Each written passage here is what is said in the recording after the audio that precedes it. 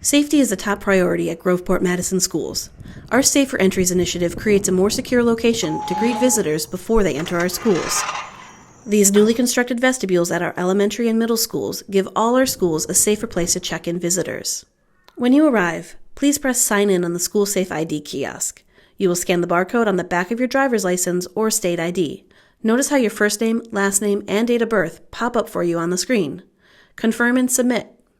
If you want to save time when you visit the school again, enter your cell phone number and email address.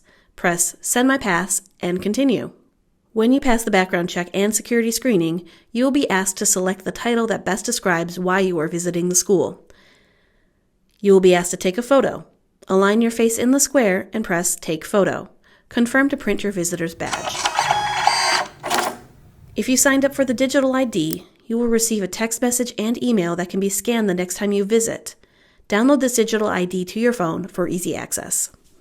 If you do not have a driver's license or state ID, a school staff member can manually enter your information into the system. We have video intercoms installed both outside our schools and next to the SchoolSafeID kiosks so that you may communicate easily with our office staff inside the school before you are fully checked in and ready to enter the building. Thank you for your cooperation and helping us keep our schools safe.